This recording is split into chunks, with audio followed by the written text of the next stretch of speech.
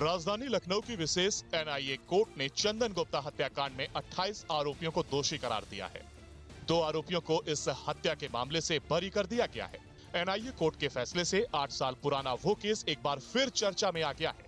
चंदन गुप्ता की हत्या 26 जनवरी 2018 को कर दी गई थी। दरअसल चंदन गुप्ता और उसके साथी तिरंगा यात्रा का आयोजन कर रहे थे। इसी दौरान फायरिंग में चंदन की मौत हो गई। इस मामले को लेकर के उसके पिता ने लंबी कानूनी लड़ाई लड़ी। आखिरकार कोर्ट ने इस हत्याकांड मामले में 30 में से 28 आरोपियों को दोषी करार दिया है।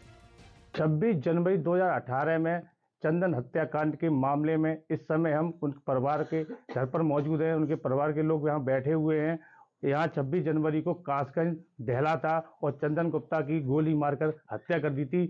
आज उसका फैसला आया है। 28 लोगों को दोषी करार दिया गया है, जिसमें 1 लोगों को बरी कर दिया गया है, 1 की मौत हो चुकी थी। आज हमारे साथ परिवार के लोग, उनके माता पिता मौजूद हैं। उनसे बात करते हैं कि आज फैसला आया है। आपको क्या कैसा लग रहा है? फैसला आया है, बहुत सही फैसला आया है। न्याय मिला, देर से जरूर मिला है, लेकिन न्याय मिला हमको। लंबी लड़ाई लड़ी हमने, 6 साल हो गए, लेकिन फैसला बहुत अच्छा आया है और हम न्यायालय को धन्यवाद देते हैं। सभी लोगों का नमन और वंदन करते हैं। बता दें कि कासगंज में 26 जनवरी 2018 की सुबह सामान्य थी। गणतंत्र दिवस की धूम शहर में भी मची हुई थी। इसी दौरान विश्व हिंदू परिषद, भारतीय विद्यार्थी परिषद और हिंदू युवा वाहिनी के कार्यकर्ताओं ने तिरंगा यात्रा निकालने का निर्णय लिया। 100 मोटरसाइकिलों पर तिरंगा और भगवा झंडा लेकर वे निकले। एबीवीपी कार्यकर्ता चंदन गुप्ता भी इस तिरंगा यात्रा में शामिल था। सुबह 9:30 बजे से चंदन और उसके साथी तिरंगा यात्रा लेकर मोटरसाइकिलों से निकले थे। करीब 10 बजे तिरंगा यात्रा बड्डू नगर में घुसी। यात्रा में शामिल युवकों की वहां कुछ मुस्लिम युवकों से झड़प हो गई। सुबह 10:20 पर तिरंगा यात्रा पर बड्डू नगर में पथराव कर दिया गया। इसी बीच किसी ने गोली चला दी। गोली चंदन को लगी और तिरंगा यात्रा में अफरा तफरी मच गई। चंदन को तत्काल अस्पताल ले जाया गया। दोपहर करीब 12:25 पर चंदन को मृत घोषित कर दिया गया। इसके बाद कासगंज में माहौल बिगड़ने लगा। हालात खराब होने की स्थिति को देखते हुए बाजार बंद हो गए। बहुत अच्छा हुआ है। न्यायपालिका से हमें यही उम्मीद थी कि हमको बताएं न्याय मिलेगा और सत्य की जीत हुई है।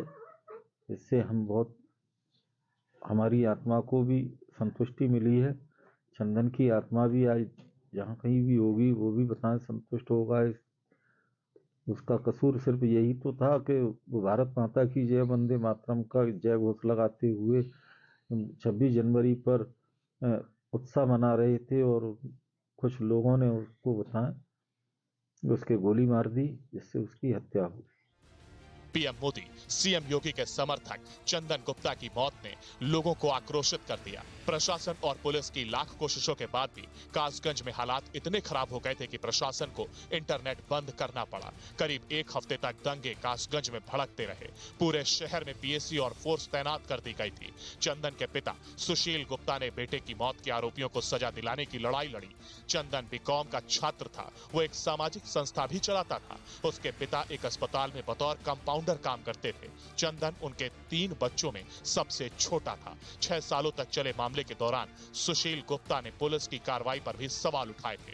तो यही चाहेंगे इन दोषियों को सख्त से सख्त सजा मिले, यहाँ तक वो इनको फांसी हो, ताकि ये दूसरे लोग भी ये बताएं, कुछ सबक सीख सकें कि हमारे भारत में रह करके कुछ लोग हमारे भारतीय तिरंगे से चिढ़ जाते हैं, भारत माता की जय बोलने पर बताएं नाराज हो जाते हैं, वंदे मातरम बोलने पर नाराज हो जाते हैं।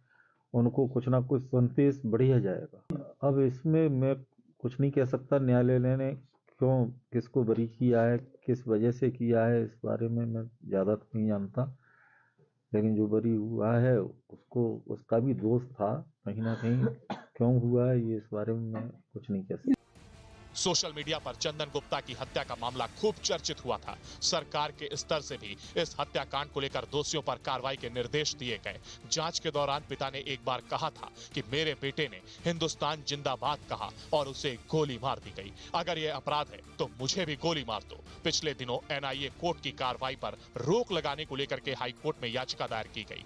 हाई कोर्ट में याचिका के बाद एनआईए कोर्ट के प्रक्रिया पर रोक लग गई थी। इसके विरोध में सुशील गुप्ता लखनऊ के हजरतगंज चौक स्थित गांधी प्रतिमा के नीचे धरने पर बैठ गए थे। पुलिस ने उन्हें समझा बुझाकर उठाया था। अब चंदन गुप्ता हत्याकांड में एनआईए कोर्ट दोषियों के खिलाफ शुक्रवार को सजा का ऐलान करेगा।